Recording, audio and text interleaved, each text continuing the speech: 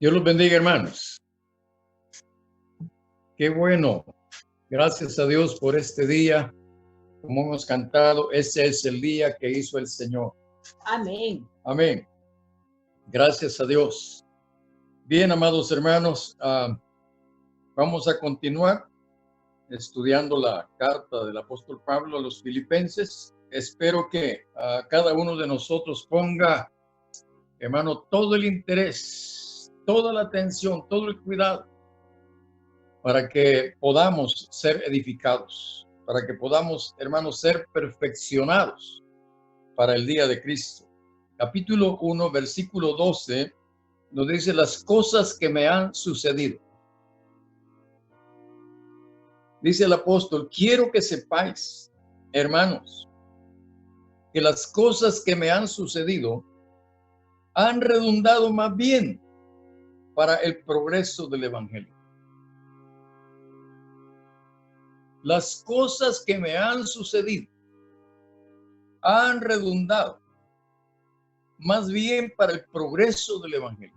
Escribiendo más tarde a los romanos, en el capítulo 8 de esa carta, y versículo 28 dice, y sabemos que a los que aman a Dios, todas las cosas les ayudan a bien. Esto es a los que conforme a su propósito han sido llamados. Porque a los que antes conoció, también nos predestinó para que fuesen hechos, para que fuesen conformados a la imagen de su Hijo.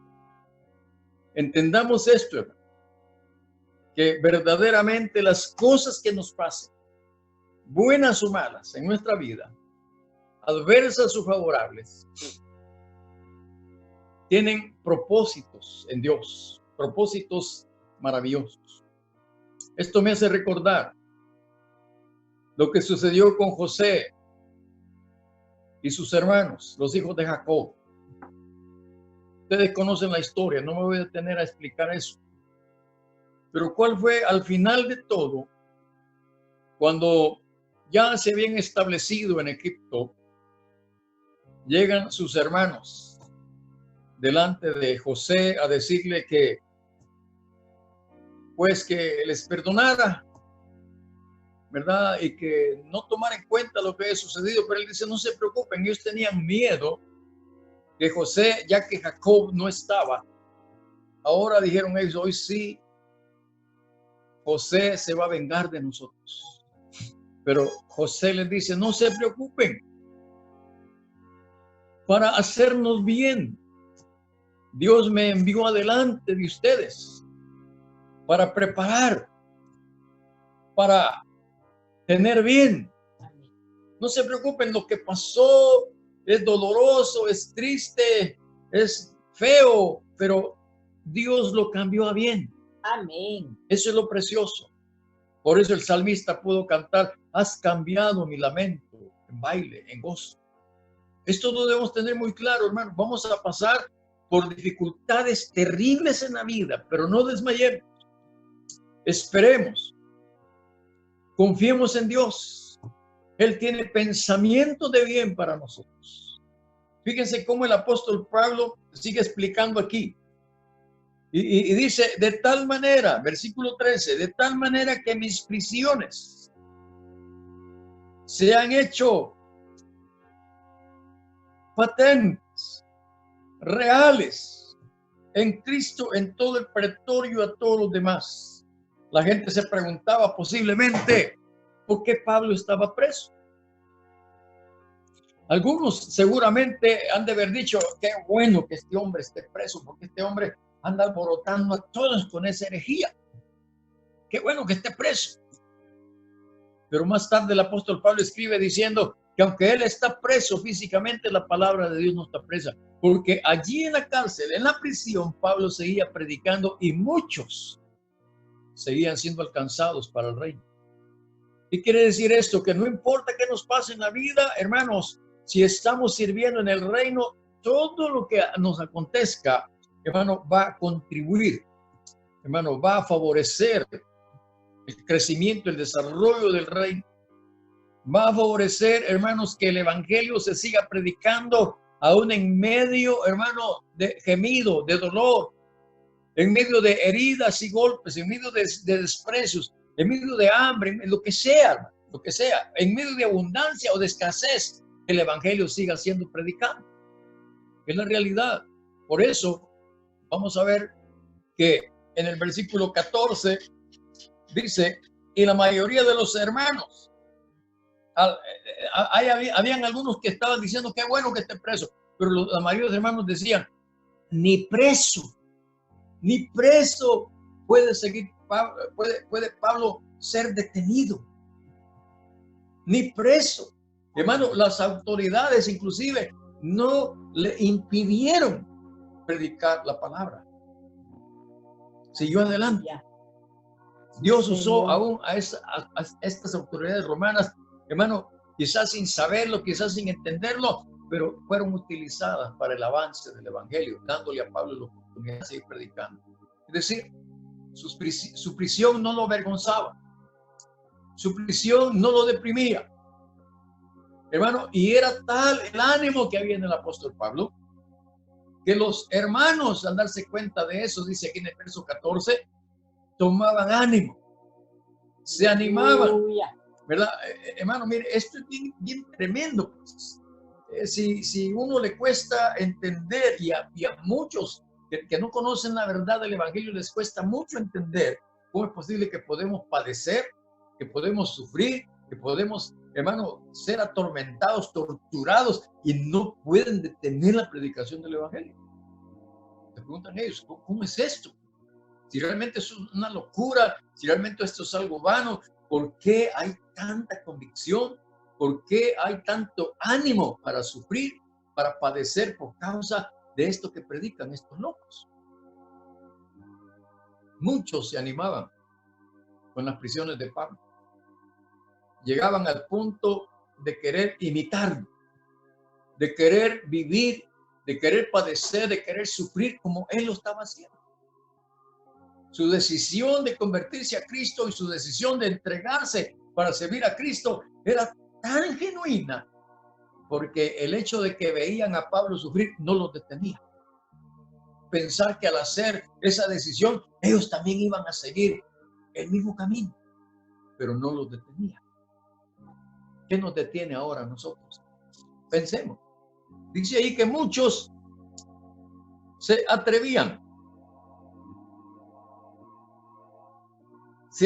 mucho más a hablar la palabra sin temor. Y luego él explica que a pesar de eso, sí había una dificultad. Versículo 15. Dice él, algunos a la verdad predican a Cristo, y esto es grave. Predican a Cristo por envidia.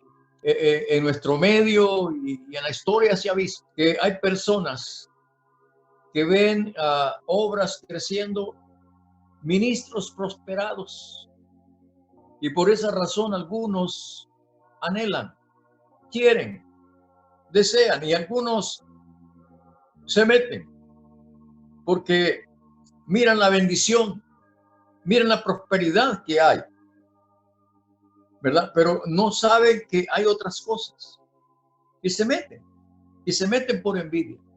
Más vale que nosotros examinemos y podamos nosotros estar bien seguros que no nos hemos metido en este negocio, por decirlo así, entre comillas, por envidia y mucho menos por contienda, como dice la palabra aquí. Algunos, a la verdad, predican a Cristo por envidia y contienda, pero otros de buena voluntad.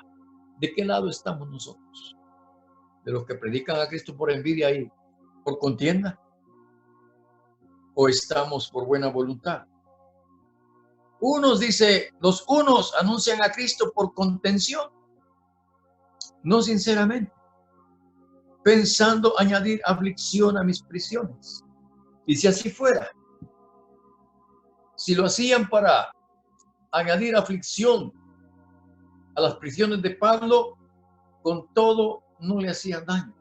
Lejos de eso, al añadir más aflicción a las prisiones de Pablo, más gloria venía para el Señor, para la palabra, para el evangelio.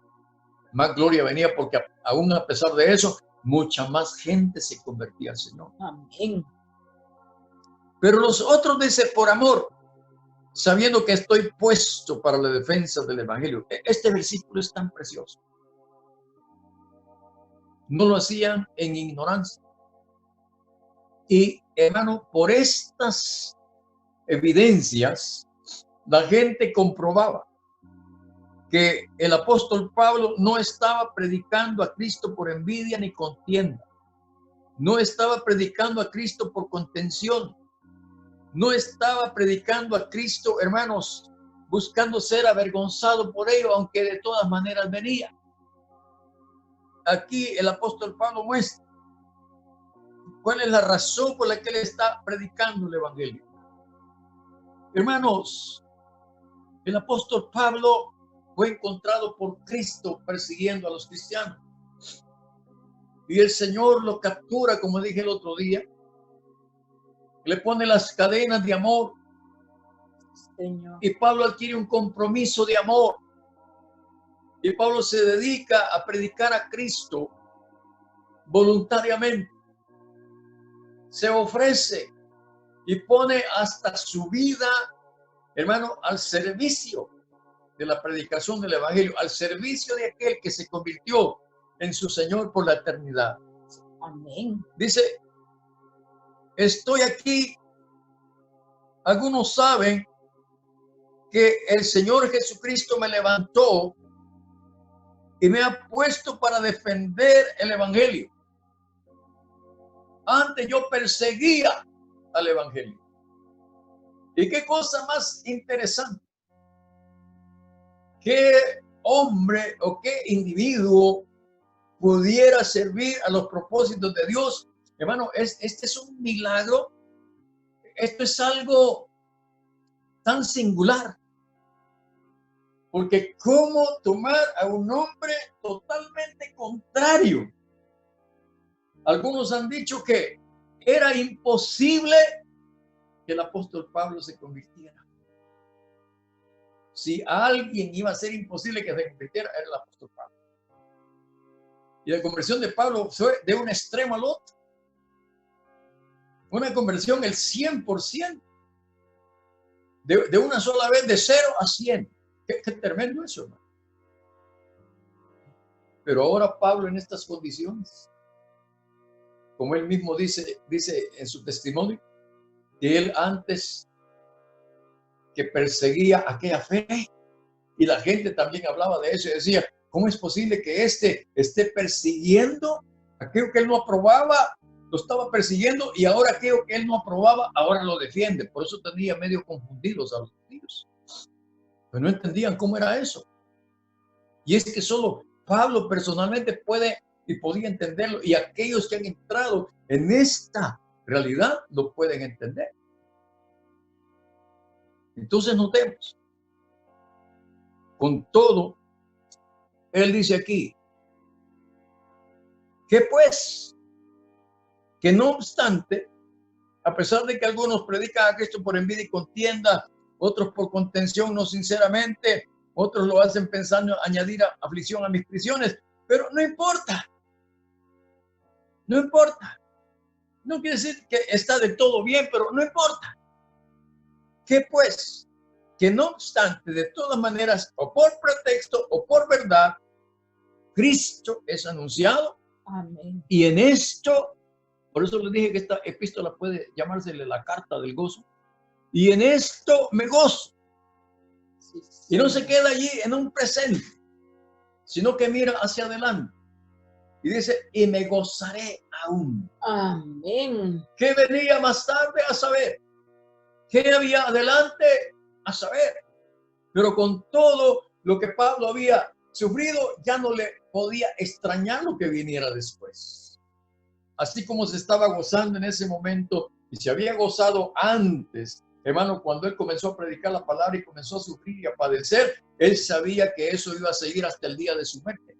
Y con todo, él está anticipándose y diciendo, no importa, así como me estoy gozando ahorita, me voy a gozar, no importa qué es lo que venga. Señor. Yo me pregunto, ¿y nosotros? ¿Y nosotros qué estamos pensando? Dice él, y es interesante lo que sigue el versículo 19, porque es evidente, y Pablo está hablando de esto, como les dije, porque Epafrodito le llevó información. Y la carta que él escribe a los filipenses obedece a la información que Epafrodito le llevó. Él tuvo que haberle comentado, Pablo, allá en Filipos, allá donde está aquel grupo, aquel rebaño de gente que está ahí. Sí, esa gente vive orando por ti, vive clamando por ti. Sí, Señor. Vive pidiéndole a Dios, pidiéndole a Jesucristo que esté contigo, que te dé fuerzas, que te dé ánimo, que te dé sanidad, que te dé provisión, que te sostenga. Y que en las noches o en los días de padecimiento, en los días de frío, en las noches de frío, en los días de persecución, que esté contigo. Amén. Por eso él dice, porque yo sé, dice el apóstol Pablo, como un testimonio, porque yo sé que por vuestra oración, número uno, por vuestra oración, esto es bien importante, amados hermanos. Mire, el apóstol Pablo no sentía pena ni se sentía menos cuando él pedía que oraran por él, para que él con todo de nuevo pudiera predicar la palabra de Dios. Yo sé, decía el apóstol Pablo, que por vuestra oración y la suministración del Espíritu de Jesucristo, esto resultará en mi liberación. Pablo tenía la esperanza, ¿verdad?, de que en algún momento dado el Señor pudiera sacarlo de su prisión en Roma. Algunos comentaristas que hablan de la tradición creen que Pablo salió libre de Roma por un tiempo. Es muy probable. Esto es lo que está diciendo. Él sabía que los filipenses estaban orando para que Pablo fuera liberado de la prisión. Y recuerden lo que había pasado en Filipos, cómo él estuvo preso en la cárcel de ahí de Filipos, hermanos, y cómo el Señor soberanamente, sobrenaturalmente, y con qué manifestación, hermano, de poder, etcétera, hermano, el Señor lo libra de las cadenas y lo saca de la prisión. Pablo sabía eso. No importaba dónde Pablo podía estar preso, él anhelaba y esperaba que el Señor pudiera salvarlo, aunque no le hubiera dicho todavía que iba a salvar de la prisión. Pero él esperaba que así fuera y sabía que los filipenses estaban orando. ¿Recuerdan al apóstol Pedro? Preso, capítulo 12 de Hechos. Está preso por Herodes. La gente que estaba con Pedro estaban orando en la casa de María, la madre de Juan Marcos. Estaban orando.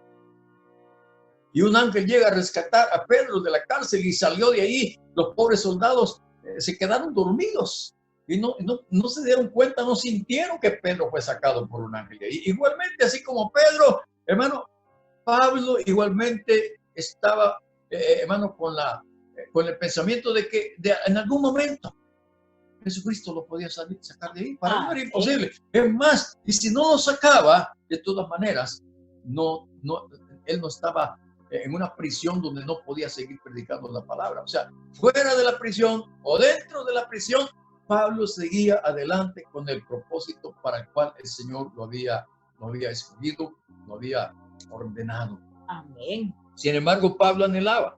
Recuerden que él había escrito allá en el capítulo 15 de Romanos, él escribe, hermano, que él quiere ir a España, y ese pensamiento lo tenía.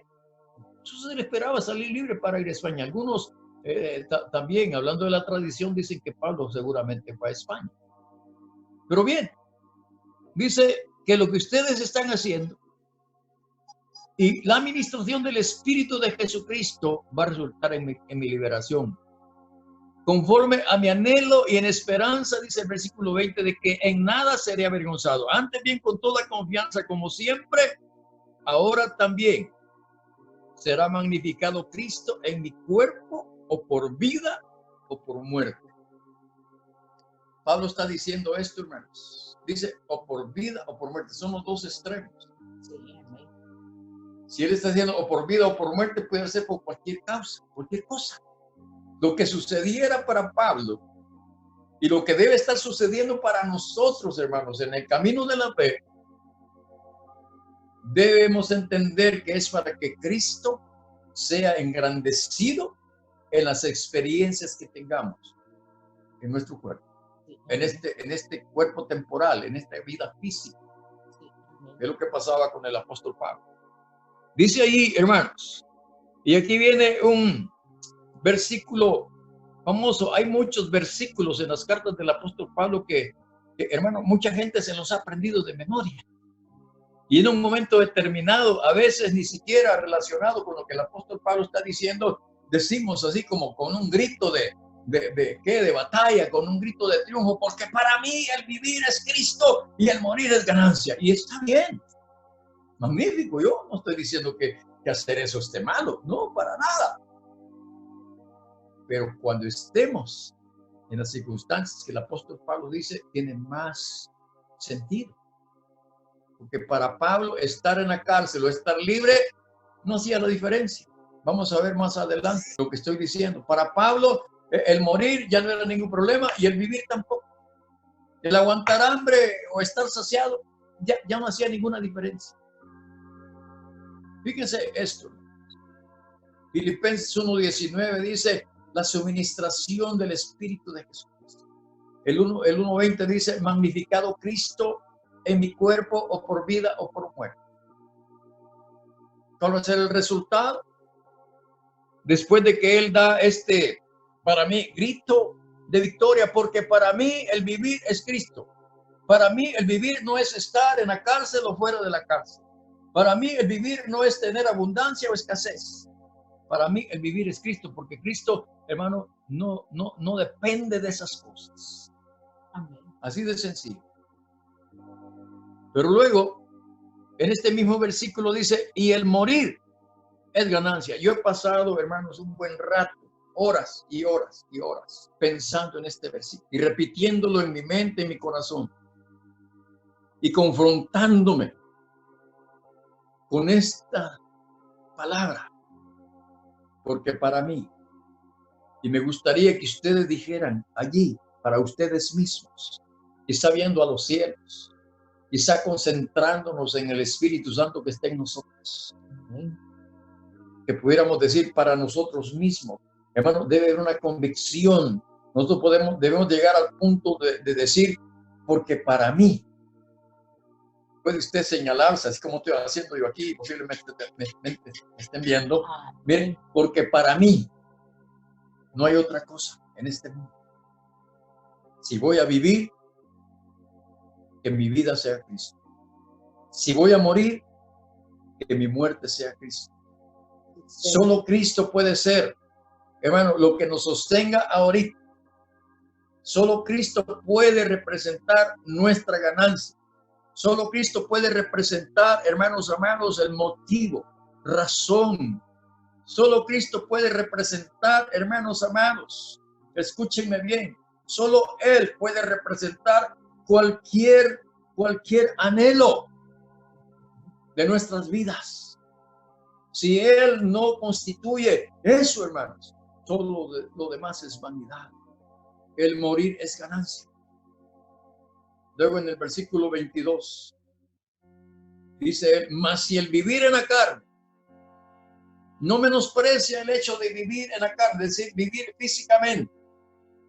Él no está, aquí uno dice en la carne, no dice vivir en el pecado, le está diciendo vivir en este cuerpo físico. Dice, esto me será para fruto a la obra. ¿Qué dice en nuestra versión? Mas si el vivir en la carne resulta para mí en beneficio de la obra. Fíjense qué tremendo lo que está diciendo. Ay, amados, que nosotros pudiéramos y debiéramos, de veras, debiéramos considerar esto. ¿Para qué tenemos este cuerpo de carne? Este cuerpo en el que la vida es manifestada. ¿Para qué nos está sirviendo? ¿Qué estamos haciendo? Ya que estamos aquí, aun cuando es una vida temporal, ¿Qué estamos haciendo? ¿Con qué razón el apóstol Pablo nos amonesta y nos invita? Vamos por favor a Romanos capítulo 12 y veamos a qué nos invita él, porque hermano, él no puede estar pidiéndonos que hagamos algo que él no haya hecho, algo que él no haya experimentado. Dice, así que, hermanos, os ruego por las misericordias de Dios, voy a poner aquí un paréntesis, que así como yo he presentado mi cuerpo en sacrificio vivo, santo, agradable a Dios, ese es mi culto racional. Estoy diciéndolo en primera persona, pero ahora veamos, hermano, el desafío, el reto de Pablo para los creyentes. Porque, hermano, no podemos ser creyentes sin no tener esta experiencia. Si para mí el vivir es Cristo, entonces mi vida debo gastarla, debo de consumirla, debo, hermano, de utilizarla para la obra del reino, para la obra de Cristo, para la predicación del evangelio. Es lo que se está viendo aquí. Es el llamamiento para todos nosotros. Dice, repito, el versículo 1, capítulo 12 de Romanos. Así que, hermanos, os ruego por las misericordias de Dios, que presentéis vuestros cuerpos en sacrificio vivo, santo, agradable a Dios, que es vuestro racional culto o culto racional. ¿Qué es esto de culto racional? Tenemos que llegar a la convicción de que vivimos en este mundo como hombres y mujeres de carne y hueso. Amén. Que tienen en su interior un alma y un espíritu. Y que todo nuestro ser, espíritu, alma y cuerpo debe ser consagrado al servicio del Señor y ser gastado sirviendo al Señor en las diversas y multiformes maneras que pueden existir para hacerlo. Amén. Tenemos que ponernos en el altar y que suba diariamente delante de Dios, hermanos, un olor grato de nuestra vida. Señor. Un olor agradable para Dios. Que en el sacrificio de nuestra fe, en el sacrificio de nuestra obra por el Señor y el Evangelio, que ese olor que se desprende de este sacrificio, que a conciencia, que con convicción, con propiedad, con voluntad, con disposición, estamos nosotros haciendo. Si lo hacemos de esa manera, hermano, escúcheme esto, yo encuentro gente que se queja, se lamenta del ministerio. Algunos se vuelven atrás arrepentidos porque no pueden soportar el hecho de estar padeciendo, sufriendo al servirle al Señor. Hermano, miren, esto involucra lo siguiente. Si yo he tomado la decisión de seguir a Cristo y otros también lo harán, debo de entender que el sacrificio y el ministerio será completamente realizado consumiendo completa, totalmente, hermanos, nuestra existencia, nuestra vida, nuestro cuerpo físico, todo lo que concierne a lo que soy. Por eso la palabra de Dios nos habla del holocausto.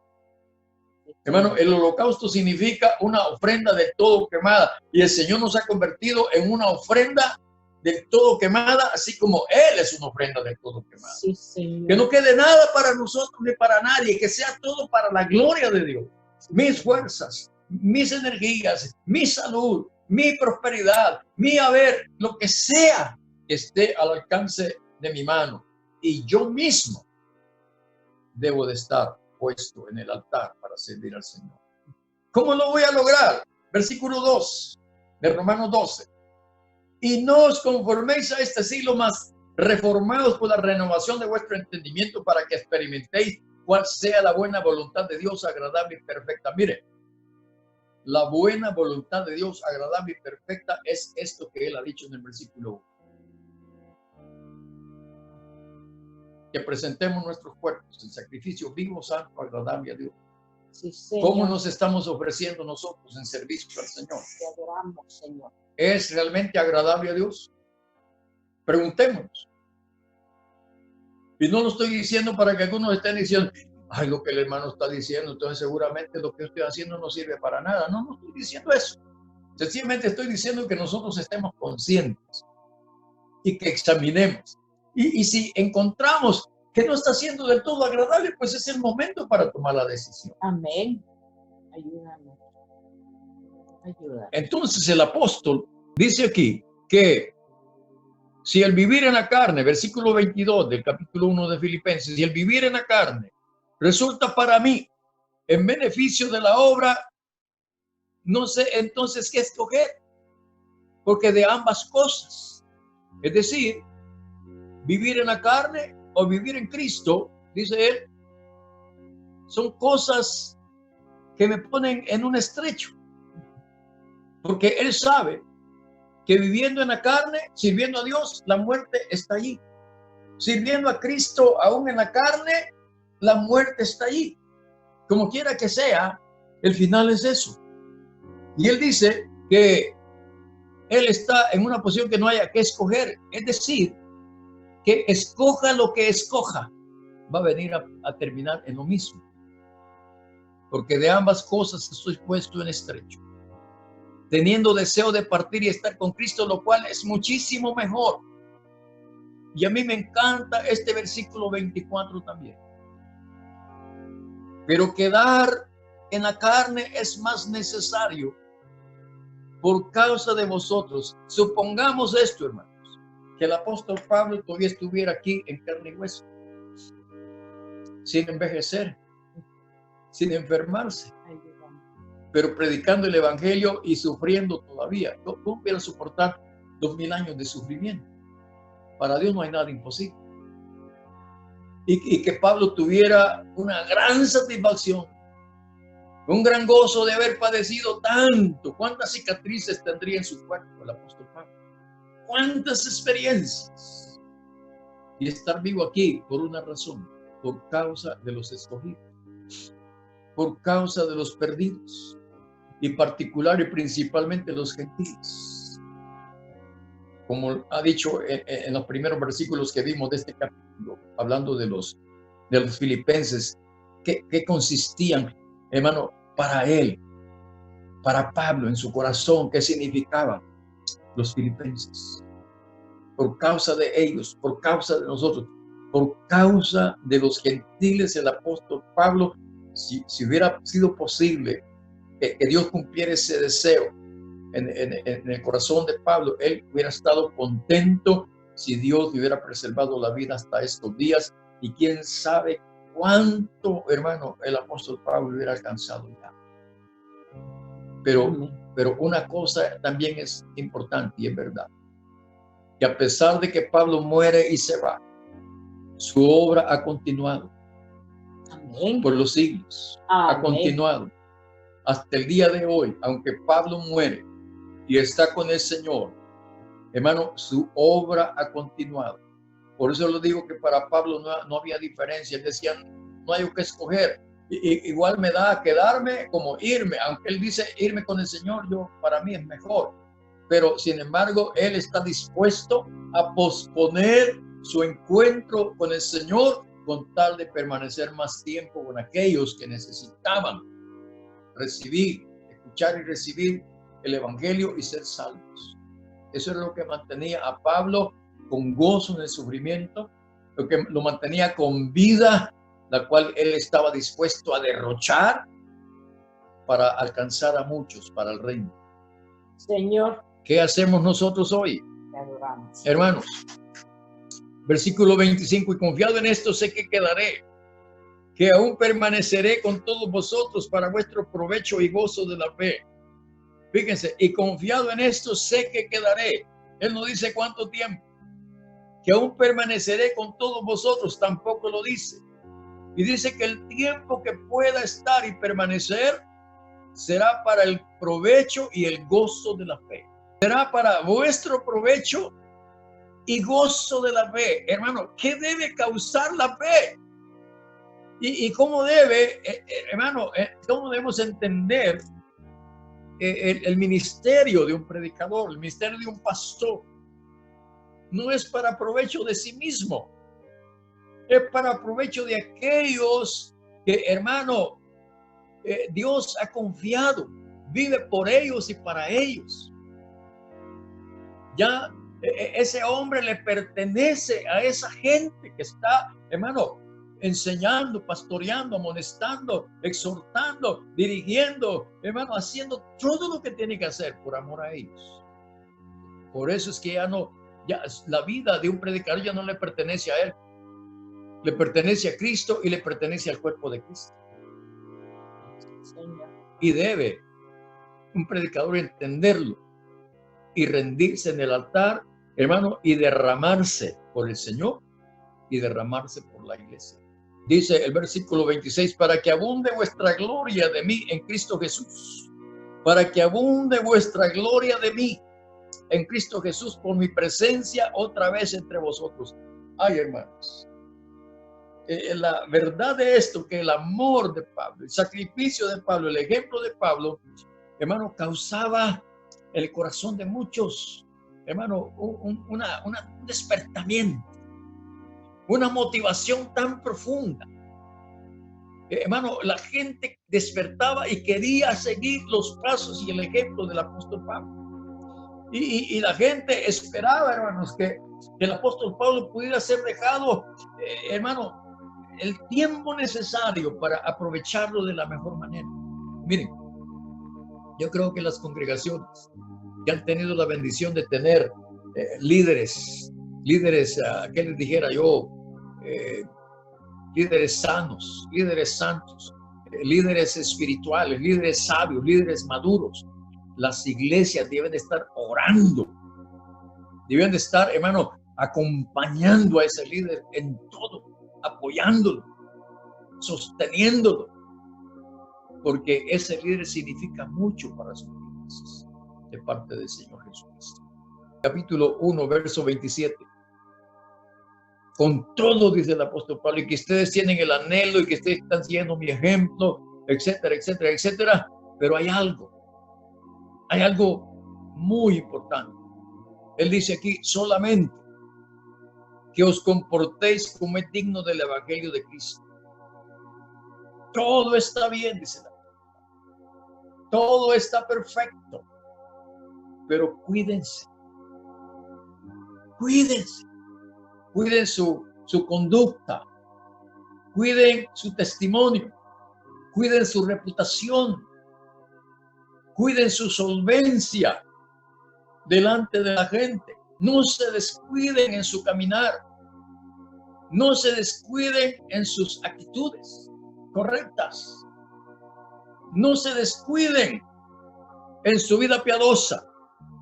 Él está diciendo solamente que os comportéis como es digno del evangelio de Cristo. Hermanos, esta palabra es tan importante, porque si algún comportamiento nuestro requiere, hermano, una referencia, requiere una razón, requiere una motivación verdadera, eso lo provee el evangelio. Lo provee el evangelio para que, o sea que vaya a veros o que esté ausente, bueno, si estoy ausente, que oiga de vosotros que estáis firmes en un mismo espíritu.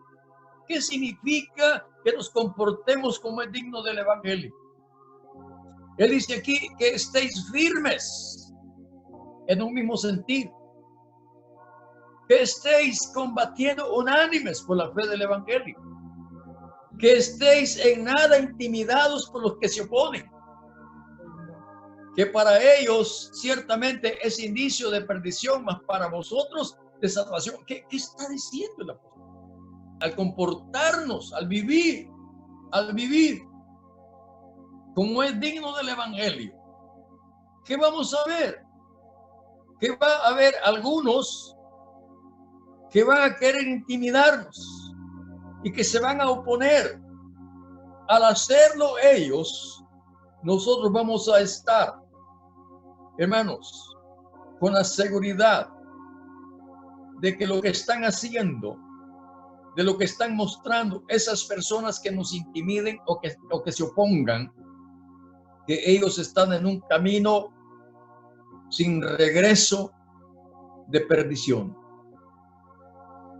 Es decir, su actitud, es decir, lo que hagan en contra de la predicación del evangelio y de los que lo predican. Esas personas, esos hombres que estén manifestando este tipo de actitud, solo van a revelarnos una cosa: que están dirigiéndose, que están camino de la condenación. Habrá gente, hermanos, y tengo que decirlo con pena, porque la gente que se opone a la predicación del evangelio y a los que anuncian el evangelio, no hay forma, no hay manera de impedir, aunque les prediquemos el evangelio. No debemos dejar de predicárselos, porque al predicárselos y al oír el evangelio, ellos ya no van a tener excusa, ni razones, ni pretextos, ni argumentos. Con todo tenemos que hacerlo, a sabiendas de que habrá gente, hermanos, habrá hombres y mujeres que se van a oponer y que van a resistir, y eso solo Dios puede arreglar.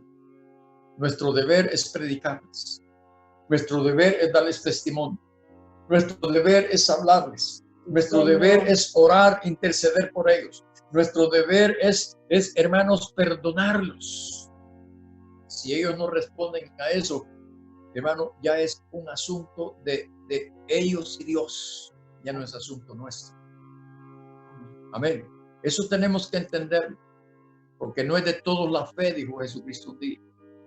Para otros, el hecho de que esté sucediendo esto es un indicador que aquellos que estamos favoreciendo, aquellos que favorecen el evangelio, su desarrollo, su avance, aquellos que apoyan a los predicadores de la palabra, ciertamente también eso es un indicio de salvación, porque solo aquellos que pueden tener el gozo de la salvación, solo aquellos que pueden experimentar verdaderamente, hermano, genuinamente el perdón de sus pecados, pueden realmente ostentar la salvación con gozo.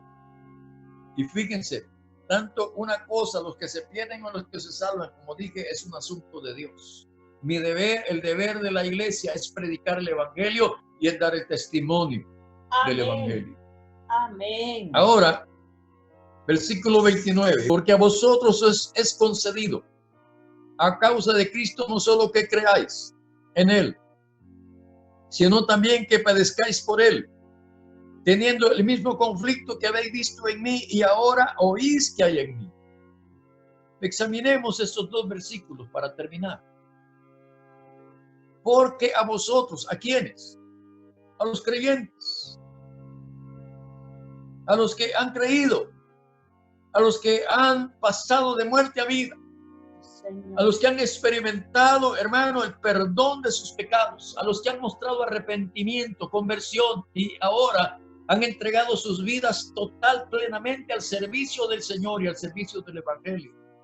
Es a ellos. Escuchen bien lo que voy a decir. Eso que nos ha pasado, eso que nos ha sucedido, esta experiencia que estamos teniendo es algo que nos ha sido concedido. No se debe, hermano, a otra cosa más que el Señor, como el apóstol Pablo dice, me tuvo por digno. Me tuvo por digno. También a nosotros el Señor nos ha tenido por dignos. No somos dignos, pero su voluntad se inclinó hacia nosotros y aún como éramos perversos, malvados, corruptos, pecadores, el Señor nos tuvo por dignos. No somos ni éramos personas de confiar, hermanos, porque nosotros, por nosotros mismos, escuchen bien, por nosotros mismos no podemos hacerlo. El Señor nos ha concedido esto, hermanos. Y escuchen, aquí esto que dice que no solamente nos ha concedido ser salvos, sino que nos ha concedido padecer por Él. Qué tremendo esto, hermano. ¿Qué quiere decir? Pablo está explicando que el hecho de que Él sea salvo y predique la salvación es algo que le fue concedido por Cristo. Y que por hacer esto tenga que padecer, también le ha sido concedido con Cristo. ¡Qué privilegio, hermanos!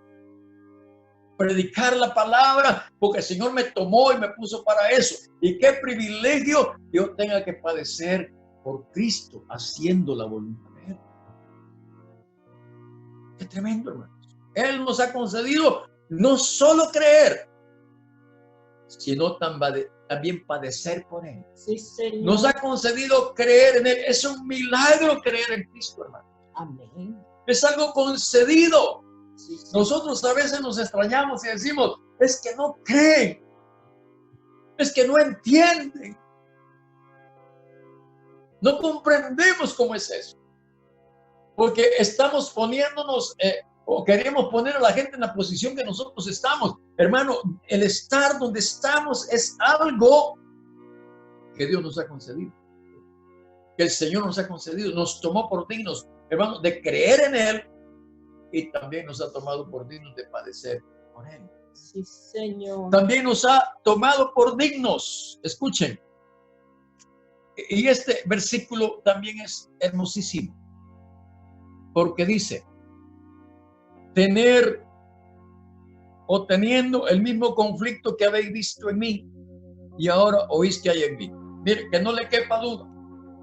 Que si estamos verdaderamente viviendo la experiencia de ser hombres y mujeres que pertenecemos al cuerpo de Cristo y que estamos predicando la palabra, que estamos sirviendo al Señor, hermano, no debe haber duda que lo que le pasó al apóstol Pablo también a nosotros nos va a padecer, nos va a resultar.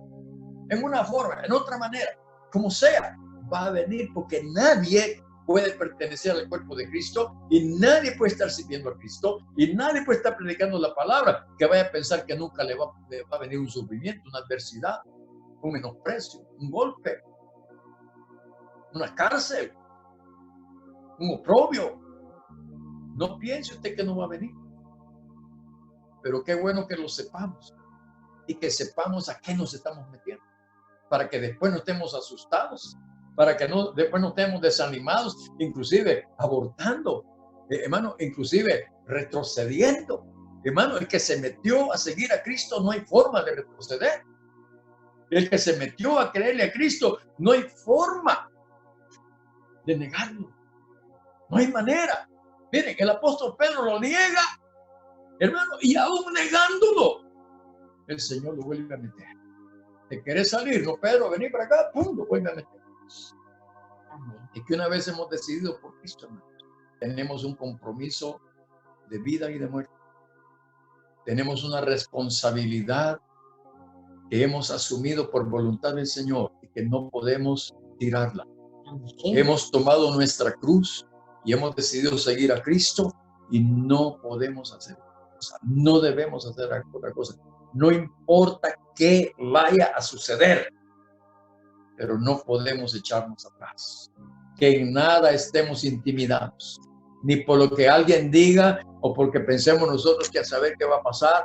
No importa. Y aunque el mismo Espíritu Santo venga y nos diga que nos esperan aflicciones, que nos esperan prisiones, que nos esperan tribulaciones, no importa. Eso no debe hacernos retroceder. Es más, fortalezcámonos en el Señor y en el poder de su fuerza para enfrentar lo que tenga que venir por causa del Señor y por causa del Evangelio. Espero que lo que estoy diciendo les dé ánimo y gozo y alegría y saber que hemos sido escogidos por el Señor para vivir estas experiencias, no experiencias diferentes, no experiencias menores que estas, quizá mayores de ser posible. Oremos, hermanos, y consagrémonos. Dediquémonos, tomemos nuevos gustos en el Señor para fortalecernos y avanzar en la obra que el Señor nos ha confiado que hagamos. Señor, muchas gracias esta noche. Glorifícate, perfecciona tu poder. Mira, Señor, cuántos hermanos y hermanas están, Señor, esta noche escuchando, y quién sabe cuántas más personas, Señor, de aquí en adelante van a escuchar esta reflexión, esta meditación, Señor. Oh Dios, glorifícate esta noche, Señor, envía poder de lo alto, envía fuerzas, envía convicción, envía revelación, Señor, y confirma el propósito, Señor, en tu plan de habernos tomado, de habernos escogido de en medio de los rebaños, y juntarnos y unirnos, Señor, para la causa de tu evangelio, para la causa de la salvación de muchos más que están esperando, que están necesitando que hombres y mujeres como el apóstol Pablo vayamos con valor, con fe, Señor, con propósitos, en una entrega, Señor amado, para que podamos también cumplir tus planes y tus propósitos para tanta gente que necesita, Señor, ser alcanzada por la predicación de tu palabra. Muchas gracias esta noche, Señor, en el nombre glorioso de Jesús. Muchas gracias. Dios los bendiga, amados hermanos.